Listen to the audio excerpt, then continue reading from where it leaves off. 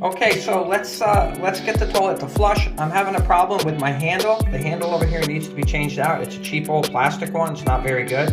I got a better one that I'm going to install. But let's actually see how the toilet itself flushes. Hello, fellow do-it-yourselfers. This is Sheldon, your 518 do-it-yourselfer, coming to you from beautiful Ballston Spa, New York, which is just a stone's throw northwest of the capital city of Albany, New York. And I want to thank you for checking out my channel and for watching this vlog.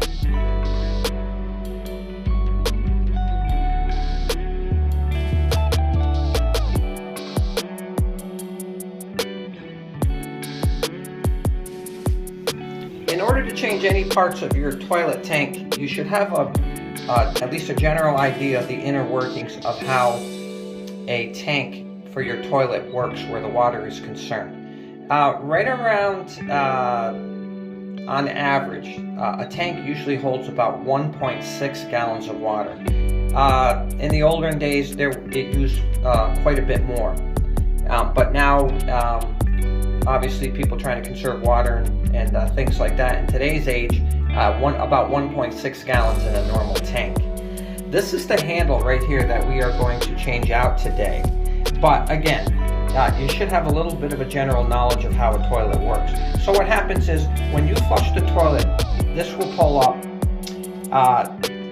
this rubber stopper that's down in there. It'll pull that up, okay? It's called a flapper. And when you pull this up, water will go down through where that rubber flapper is holding the water in the tank, and it will gush down through the tubes. You can see the tubes here. Down that tube into your toilet, and then what happens is the water jets in it so fast that it takes the water in the toilet and shoves it down through into your plumbing. That's all there is to it. Once you let go of the handle and the water goes out, the flapper will fall back down due to gravity and floating on the water, and then your tank starts to fill up through here, and then when it gets to a certain point, your float here will make the water stop. It'll get to a certain point where it's set. You can see it can be set on here, and this isn't a video of changing any of this stuff, it's just the handle. But the float, when the water gets to that point, where it's set, the float shuts off the water that goes into the tank, and you have the same amount of water every single time. That being said, similar to a car, you can have the best motor ever made, and I feel the Coyote 5.0 liter that I have in my Mustang GT is the best motor ever made. That's my feeling. I have my opinion, and I can have it. I'm throwing that out. But you can have the best motor ever made. If you don't have gas in the tank, it doesn't run. You turn that key over all you want, you're not going anywhere if there's no gas in the tank. Similar here, the reason why I'm saying this, because until you have a handle to start the process, the toilet don't work. And you can reach in there with your hand every single time, pull this top off, and then reach in there and pull that chain. But the handle is what makes the whole thing start and go, similar to gas or your key. If you don't have your key for your car to start your car doesn't go anywhere. So, like I'm saying, gas is very important, a key is very important, your handle is very important. Okay, so let's get the toilet to flush. I'm having a problem with my handle. The handle over here needs to be changed out. It's a cheap old plastic one. It's not very good. I got a better one that I'm going to install. But let's actually see how the toilet itself flushes. So we push the handle down. The rubber flapper gets pulled up. The water goes down through. And you can see how the water gushes into the toilet. And then the water will still go back in here to a point, and the water fills back up in here. The flapper shut down, so it's holding water in, it's rubber. You can see in the tube here, water is filling into the tank through there, and this is your float, and you're gonna watch it towards the end. When the float gets pushed up a certain part way up to a certain point, it shuts off the water, it shuts off this, and no more water will go into the tank. That's how you get the same amount of water every single time. Now let's watch this. You'll see the float moving towards the end.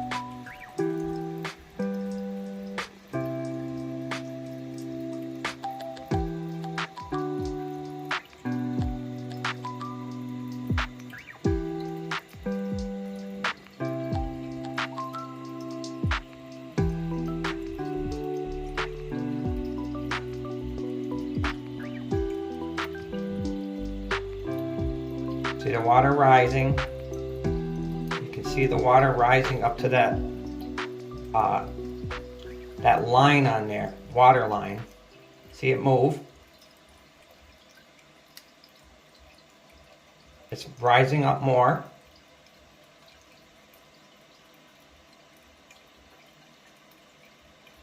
You can see it moving right up. And there it is. Turns it off. That's how your toilet works. That's just a general idea of how your toilet works. Now let's get to the handle. Okay. All right, so on this handle here that I'm going to change, first of all, I'm going to shut off the water here because I'm going to have to mess with this chain. Can you see it all? Right? Mm-hmm. With this chain here. With the handle on here, it actually goes opposite. You guys probably always remember righty-tighty, lefty-loosey. Well, with these handles here, it's actually opposite. It would be lefty-tighty, righty-loosey. The reason why I do that is because if it went the normal way it did, every time you put this handle down, the nut would come loose. So that's how they do it. So they do it opposite, which works. Now you can see this is a pretty cheap handle that came with the toilet when we bought the house. And you can see I'm pushing down on it. It's not pulling the flapper up. This is the problem we got. I got a better one and I'll show you. So in order to get this handle off, I'm just going to take a pair of pliers like this. And remember, I'm going righty-loosey. It's opposite.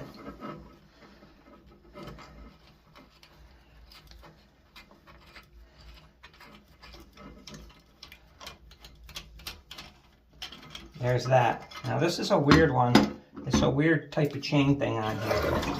So it's got this little clip on here that I gotta pull off. I got a screwdriver. This isn't normally how they are. It's normally just a little like hook. Okay, I just pulled that out. It's called a cotter pin. That's a little cotter pin on this one I don't like. If I'd have known that, I would have bought a new one to put in. So I'm just gonna pull this out. I'm gonna drop the chain. Oh.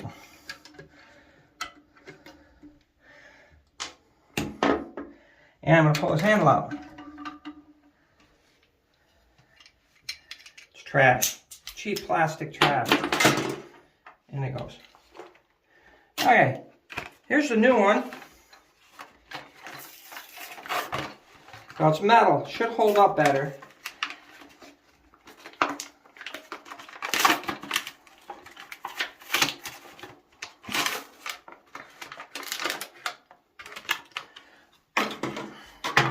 Okay, so we got to pull this off. Again, remember opposite.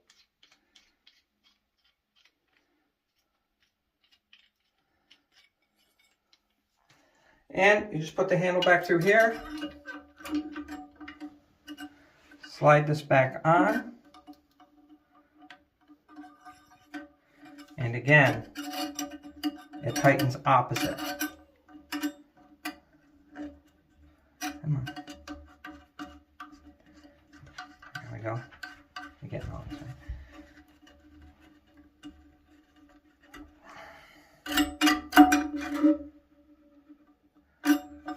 This has to be bent. You may have to bend this so it goes over. Like this. And I'm going to give this a little tighter turn so I don't have to play with it in a month after it works its way in. And that's it. Okay. I'm going to bend the handle over a little bit further. Like that. And we're going to put this chain back on. I'm going to try the second one because the further out you put this, the further up it goes before it hits the tank top. So I'm going to try the second one. I'm going to put this little pin back in.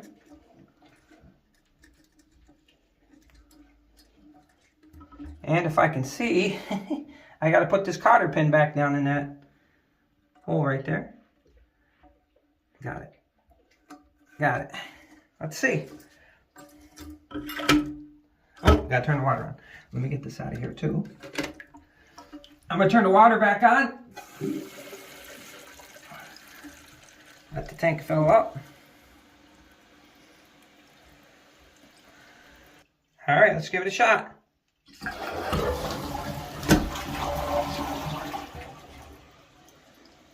Okay, the big test is when that fills up to see if that chain is in the right spot and it won't hit the top of this before it flushes. All right, honey, give it a shot.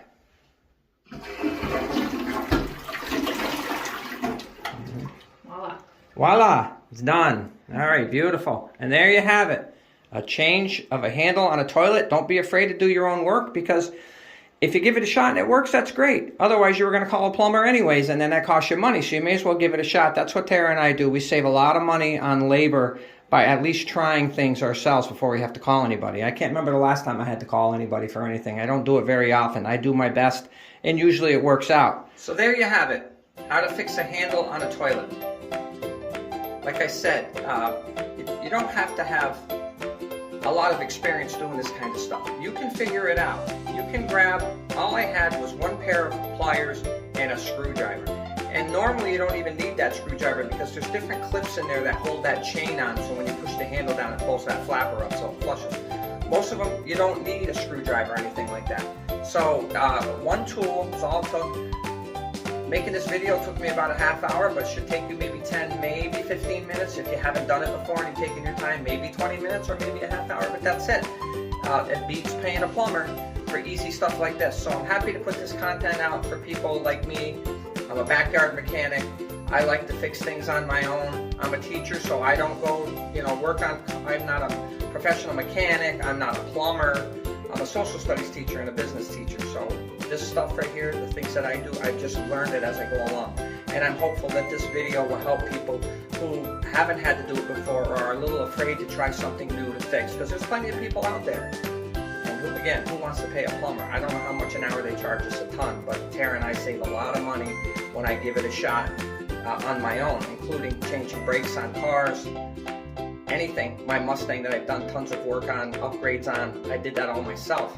I just figure it out as I go along. But again, you can always call somebody if you can't do it, but you may as well give it a shot and save that money.